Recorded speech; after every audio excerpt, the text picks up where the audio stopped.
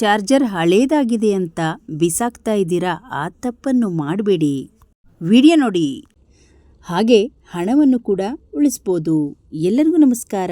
ನಮ್ಮ ಚಾನಲ್ಗೆ ನಿಮ್ಮೆಲ್ಲರಿಗೂ ಆತ್ಮೀಯವಾದ ಸುಸ್ವಾಗತ.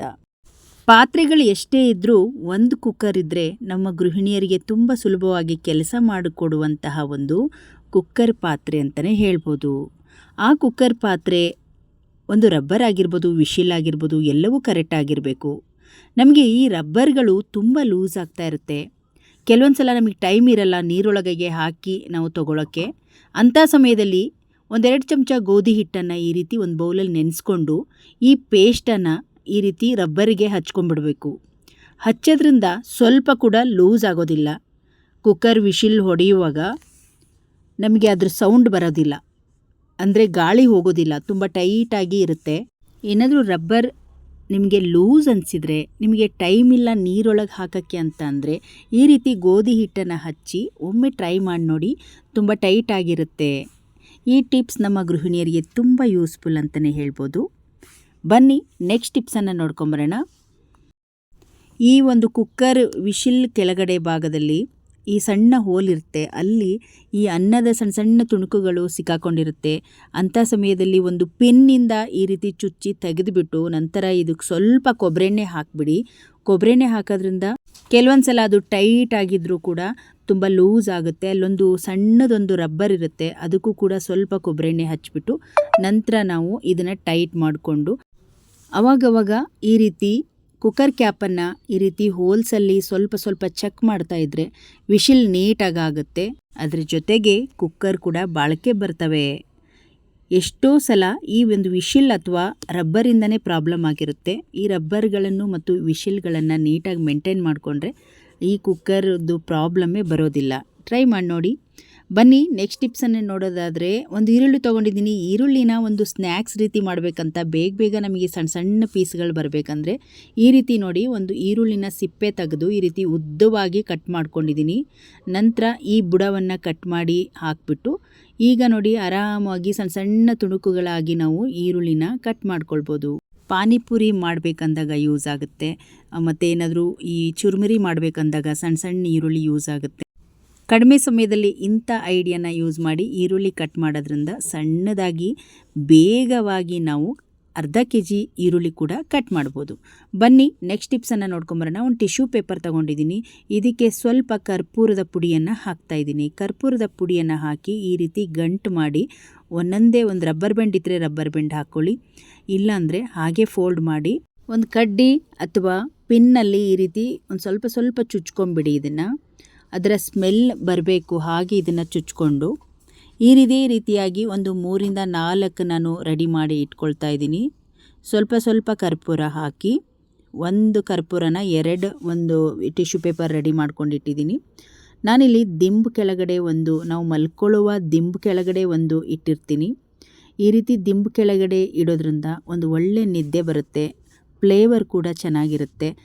ಹಾಗೆ ಇದರ ಫ್ಲೇವರ್ನ ತುಂಬ ಚೆನ್ನಾಗಿ ಅಡುಗೆ ಮನೇಲಿ ಕೂಡ ಬರಬೇಕಂದ್ರೆ ಸಿಂಕ್ ನೀರು ಹೋಗುವ ಪೈಪ್ ಜಾಗದಲ್ಲಿ ಕೂಡ ಒಂದು ಹಾಕಿದ್ದೀನಿ.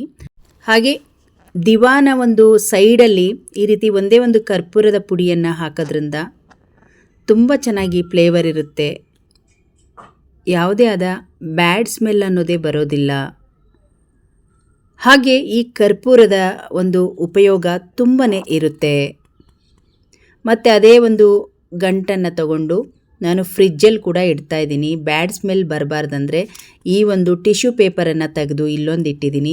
ಹಾಗೆ ಬೀರುಗಳಲ್ಲಿ ಬಟ್ಟೆಗಳನ್ನು ಜೋಡಿಸಿ ಇಟ್ಟಿರ್ತೀರಾ ಅಂದರೆ ಆ ಒಂದು ಬಟ್ಟೆಗಳ ಸಂದಿಯಲ್ಲಿ ಸೀರೆಗಳ ಒಂದು ಒಳಗಡೆ ಒಂದೇ ಒಂದು ಟಿಶ್ಯೂ ಪೇಪರ್ನ ಇಡೋದ್ರಿಂದ ಒಂದು ಒಳ್ಳೆ ಫ್ಲೇವರ್ ಇರುತ್ತೆ. ಹಾಗೆ ಬನ್ನಿ ನೆಕ್ಸ್ಟ್ ಟಿಪ್ಸನ್ನು ನೋಡ್ಕೊಂಬರೋಣ. ನಾನಿಲ್ಲಿ ಬಾಟಲ ಒಂದು ಮುಚ್ಚಳ ತೊಗೊಂಡಿದ್ದೀನಿ. ಅದನ್ನು ತೊಗೊಂಡು ಈ ರೀತಿ ಚಾಕುದಿಂದ ಸ್ವಲ್ಪ ಹೋಲ್ ಮಾಡ್ಕೊಳ್ತಾ ಇದ್ದೀನಿ. ಈಗ ಕಣ್ಣಿನ ಪ್ರಾಬ್ಲಮ್ ತುಂಬ ಇರೋದ್ರಿಂದ ಸೂಜಿ ಪೋಣಿಸೋದು ತುಂಬ ಕಷ್ಟ ಅನ್ಕೋತೀರಾ, ಈ ವಿಡಿಯೋ ನೋಡಿ. ಹಾಗೆ ಒಂದು ಕ್ಯಾಪ್ನರ್ ಹೋಲ್ ಮಾಡ್ಕೊಂಡಿದ್ದಾಯಿತು. ವೇಸ್ಟ್ ಆಗಿರುವ ಒಂದು ಚಾರ್ಜರ್ದು ವೈರ್ ಏನಾದರೂ ಇತ್ತು ಅಂದ್ಕೊಳ್ಳಿ, ಈ ರೀತಿ ವೈರನ್ನು ತಗೊಳ್ಳಿ. ವೈರನ್ನು ತಗೊಂಡು ಅದರೊಳಗಡೆ ಒಂದು ತಂತಿ ಇರುತ್ತೆ. ಅದನ್ನು ಒಂದು ಚಾಕುದ ಸಹಾಯದಿಂದ ಕಟ್ ಮಾಡಿಕೊಂಡು ಒಂದು 2-3 ಪೀಸಷ್ಟು ಈ ತಂತಿ ತಗೊಳ್ಳಿ. ನಂತರ ಈ ತಂತಿನ ಈ ರೀತಿ ರೆಡಿ ಮಾಡಿಕೊಂಡು, ಸೂಜಿ ಪೋಣಿಸ್ಲಿಕ್ಕೆ ತುಂಬ ಕಷ್ಟ ಅನ್ನೋರು ಇದು ಸುಲಭವಾಗಿ ಒಂದೇ ಸೆಕೆಂಡಲ್ಲಿ ನೀವು ಸೂಜಿನ ಪೋಣಿಸ್ಬೋದು. ನೋಡಿ, ಈ ಥರ ಡಬಲ್ ಫೋಲ್ಡನ್ನು ಮಾಡಿಕೊಂಡು ಈ ಕ್ಯಾಪ್ ಒಳಗಡೆ ಈ ತಂತಿನ ಹಾಕ್ಕೊಂಬಿಡಿ. ಈಗ ಇದು ಹೊರಗಡೆ ಇದು ಕರೆಕ್ಟಾಗಿ ಕುತ್ಕೊಳ್ಬೇಕಂದ್ರೆ ಇದಕ್ಕೆ ಒಂದು ಗಮ್ ಟೇಪ್ ಅಥವಾ ಡಬಲ್ ಟೇಪ್ ಏನಾದರೂ ಹಾಕ್ಕೊಂಬಿಡಿ. ಮತ್ತು ಈಚೆ ಬರಬಾರ್ದು, ಆ ಥರ ಟೈಟಾಗಿ ನೀವು ಇದು ಒಂದು ಗಮ್ ಟೇಪಿನಿಂದ ಇದನ್ನು ಟೈಟ್ ಮಾಡ್ಕೊಂಬಿಡಿ. ನೋಡಿ, ಇವಾಗ ಇದು ಟೈಟ್ ಆಯಿತು. ಈಗ ನೀವು ಆರಾಮಾಗಿ ಸೂಜಿಯಿಂದ ದಾರವನ್ನು ಪೋಣಿಸ್ಬೋದು. ಈಗ ನೋಡಿ, ಸ್ಟ್ರೈಟಾಗಿ ನಿಂತ್ಕೊಂಡಿದೆ ಈ ತಂತಿ. ಈ ಸೂಜಿನ ಈ ತಂತಿ ಒಳಗಡೆ ಪೋಣಿಸ್ಕೊಳ್ಳಿ. ನಂತರ ದಾರವನ್ನು ತಗೊಳ್ಳಿ. ಇವಾಗ ಈ ತಂತಿ ಒಳಗಡೆ ದಾರವನ್ನು ಹಾಕಿ, ನೋಡ್ತಾ ಇರ್ಬೋದು ನೀವು, ತಂತಿ ಒಳಗಡೆ ದಾರವನ್ನು ಹಾಕಿ ನೋಡಿ, ಈ ಸೂಜಿನ ಎತ್ತಿಬಿಟ್ರೆ ಆರಾಮವಾಗಿ ದಾರ ಎಷ್ಟು ಚೆನ್ನಾಗಿ ಪೋಣಿಸ್ಬೋದು ನೋಡಿ. ಒಂದೇ ಸೆಕೆಂಡ್ ಸಾಕಾಗುತ್ತೆ.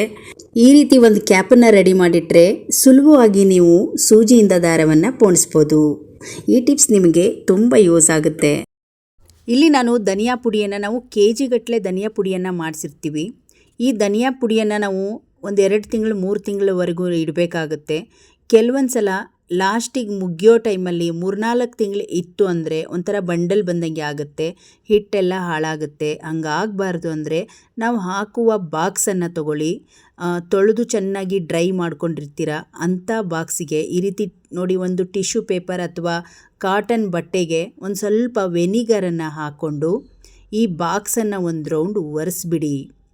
ಈ ರೀತಿ ಒಂದು ರೌಂಡ್ ಒರೆಸ್ಬಿಟ್ರೆ ಇದರಲ್ಲಿ ಸ್ವಲ್ಪ ಉಪ್ಪಿನ ಅಂಶ ಇರೋದ್ರಿಂದ ನೀವು ಎಂಥದೇ ಕಾಳು ಬೇಳೆ ಹಿಟ್ಟನ್ನು ಹಾಕಿದರೂ ಕೂಡ ಸ್ವಲ್ಪನೂ ಹುಳ ಬರೋದಿಲ್ಲ. ನೀವು ಹಾಕುವಂಥ ಎಲ್ಲ ಬಾಕ್ಸ್ಗಳಿಗೂ ಇದೇ ರೀತಿಯಾಗಿ ನೀವು ಮಾಡಿಕೊಂಡ್ರೆ ಸ್ವಲ್ಪ ಕೂಡ ಹುಳ ಅನ್ನೋದೇ ಬರೋದಿಲ್ಲ. ನಾನು ಅದನ್ನು ಡ್ರೈ ಮಾಡಿ ನಂತರ ಈ ಧನಿಯಾ ಪುಡಿಯನ್ನು ಹಾಕ್ತಾಯಿದ್ದೀನಿ. ಸಾಂಬಾರು ಪುಡಿ, ಧನಿಯಾ ಪುಡಿ ಹಾಗೆ ಖಾರದ ಪುಡಿ ಯಾವುದಾದ್ರೂ ಇದೇ ರೀತಿಯಾಗಿ ನೀವು ಇಟ್ಕೊಳ್ಬೋದು. ಎಷ್ಟೇ ದಿನಗಳ ಕಾಲ ಇಟ್ಟರೂ ಕೂಡ ಸ್ವಲ್ಪನೂ ಹುಳ ಬರೋದಿಲ್ಲ. ಟ್ರೈ ಮಾಡಿ ನೋಡಿ, ಇದು ನಮ್ಮ ಗೃಹಿಣಿಯರಿಗೆ ತುಂಬ ಯೂಸ್ಫುಲ್ ಅಂತಲೇ ಹೇಳ್ಬೋದು. ಬನ್ನಿ ನೆಕ್ಸ್ಟ್ ಟಿಪ್ಸನ್ನು ನೋಡ್ಕೊಂಬರೋಣ. ಇಲ್ಲಿ ಮತ್ತೆ ಕುಕ್ಕರ್ ರಬ್ಬರ್ಗಳನ್ನು ತೊಗೊಂಡಿದ್ದೀನಿ. ಮಿಕ್ಸಿ ರಬ್ಬರ್ ಆಗಿರ್ಬೋದು, ಕುಕ್ಕರಿನ ರಬ್ಬರ್ಗಳಾಗಿರ್ಬೋದು. ಈ ಒಂದು ರಬ್ಬರ್ಗಳು ತುಂಬ ಹೋಗ್ತಾ ಇರುತ್ತೆ, ಅಂದರೆ ಹಾಳಾಗಿಬಿಡುತ್ತೆ, ಒಂಥರ ಲೂಸ್ ಆಗಿಬಿಟ್ಟು ಮತ್ತೆ ಹೊಸದು ನಾವು ದುಡ್ಡು ಖರ್ಚು ಮಾಡಿ ತೊಗೊಳ್ಬೇಕು. ಹೀಗೆ ನಾವು ಮಾಡ್ಕೊಳ್ತಾ ಇದ್ದರೆ ನಾವು ಜಾಸ್ತಿ ದಿನಗಳ ಕಾಲ ಈ ರಬ್ಬರನ್ನು ಬಳಕೆ ಮಾಡ್ಬೋದು.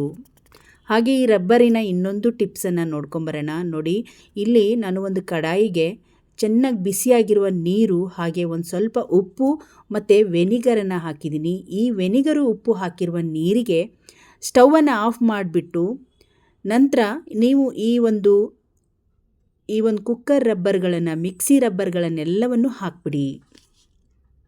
ಈ ರೀತಿ ಹಾಕೋದ್ರಿಂದ ಅದು ಬೇಗ ಲೂಸು ಆಗಿಬಿಡುತ್ತೆ. ತುಂಬ ನಿಮಗೆ ನೀವು ಅಡುಗೆ ಮಾಡಬೇಕು ತಕ್ಷಣದಲ್ಲಿ ಅಂದರೆ ಈ ಒಂದು ಐಡಿಯಾ ಕೂಡ ಮಾಡ್ಬೋದು.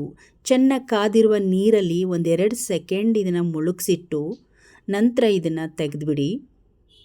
ಆಮೇಲೆ ಇದು ಲೂಸ್ ಆಗುತ್ತೆ, ನೀವು ಕುಕ್ಕರಿಗೆ ಹಾಕೋಬೋದು ಮತ್ತು ಟೈಟಾಗಿರುತ್ತೆ. ಈ ಟಿಪ್ಸ್ ಅಂತೂ ನಮ್ಮ ಗೃಹಿಣಿಯರಿಗೆ ತುಂಬ ಯೂಸ್ಫುಲ್ ಅಂತಲೇ ಹೇಳ್ಬೋದು. ದಿನ ಬೆಳಕಾದರೆ ನಾವು ಕುಕ್ಕರ್ಗಳನ್ನೇ ಯೂಸ್ ಮಾಡ್ತೀವಿ. ರಬ್ಬರ್ಗಳನ್ನು ಚೆನ್ನಾಗಿ ಇಟ್ಕೊಳ್ಬೇಕು, ಇಲ್ಲಾಂದರೆ ಮತ್ತೆ 30-40 ರೂಪಾಯಿ ಇನ್ವೆಸ್ಟ್ ಮಾಡಬೇಕಾಗುತ್ತೆ ಈ ರಬ್ಬರ್ಗಳಿಗೆ. ಇರೋ ರಬ್ಬರ್ನೇ ಇನ್ನು ಹೆಚ್ಚು ದಿನಗಳ ಕಾಲ ನಾವು ಬಾಳಿಕೆ ಮಾಡಬೇಕಂದ್ರೆ ಈ ವಿಧಾನವನ್ನು ಈ ಐಡಿಯಾವನ್ನು ನೀವು ಮಾಡ್ತಾ ಹೋಗಬೇಕು. ಈ ಐಡಿಯಾ ತುಂಬ ಚೆನ್ನಾಗಿ ವರ್ಕ್ ಆಗುತ್ತೆ, ಟ್ರೈ ಮಾಡಿ.